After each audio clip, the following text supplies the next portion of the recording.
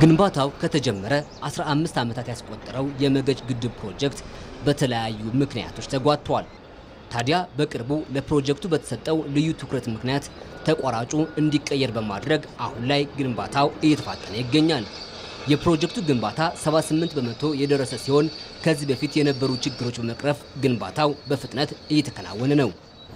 40 ሜትር የመልሶ የመሙላት ስራን በመስራት የአምና ጥሩ አፈጻጸም ዘንድሮ ደግሞ ሙሉ በሙሉ ለመጨረስ በመታየት ደረጃ ኖቬምበር 6 ትልቅ ማይልስቶን የምንለው ግድቡን ወንዙን የያዝንበት ከዛ ጊዜ ጀምሮ አሁን እንደምታዩት በከፍተኛ ርብርብ በዚህ አመት ፕሮጀክቱን ለማጠናቀቅ ከፍተኛ ዝግጅት በኮንትራክተሩ ያለበትና እንቅስቃሴውም ጥሩ አፈጻጸም ላይ ያለበት ሁኔታ ነው ያለው። ስለዚህ በኮንትራክት ውላችን መሰረት በዚህ አመት ሰኔ 30 ነው እንጨርሳለን ያልነው። ፕሮጀክቱ ከ17000 ሄክታር በላይ መሬት በመስኖ የሚያለማ ግዙፍ ፕሮጀክት ነው። መሰረታዊ የሚባሉ ስራዎች መጠናቀቃቸውን ነው ግንባታውን እያከናወነ የሚገኘው የቢኤካ ተቋራጭ የገለጸው። አሁን እስከ 18000 ሜትር ኪዩብ እየሰራ ነው በቀን። ስለዚህ ከፍተኛ ሬት ነው በእንትን ደረጃ የምንወስደው ማለት ከውጭ እንትኖችም ጋር ብናወዳደረው ትልቅ ፕሮግረስ ነው። ስለዚህ ከዚህም በላይ ነው አሁን እኛ የሚጠበቅብን ያንን ለሚያደርጉ ምቹ ሁኔታዎችን እየፈጠርን ያለ ነው። ስለዚህ ይሄን ያህል እየሞላን በዚህ በጀት አመት ሙሉ በሙሉ እናጠናቅቀዋለን። እጅ የሚይዙ ስራዎች በሙሉ ተጠናቀዋል። ከመሰረት ጋር ያሉ ነገሮች ከውሃ ጋር የነበሩ ስራዎች ውሃውን ማኔጅ ማድረግ በጣም ቻሌንጂንግ ነበረ።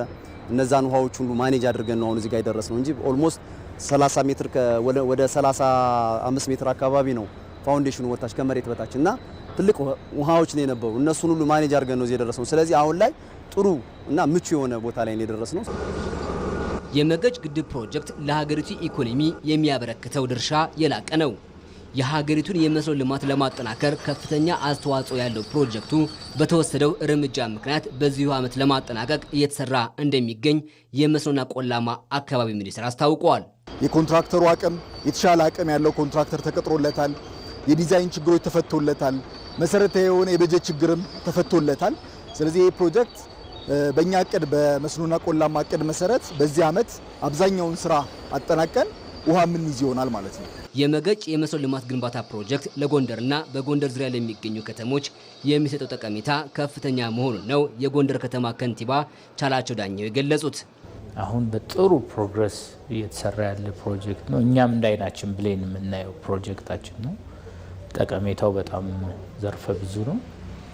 ለኢሪጌሽን ይውላል፣ ለመስኖ ወደ 32 ሚሊዮን ሜትር ኪዩብ የሚሆነው ውሃ ደግሞ ለመጠጥ እንዲውል ነው። ጎንደር የውሃ ችግር አለ፣ በጣም ያልተፈታ የረጅም ጊዜ ጥያቄ የሆነ የህዝባችን።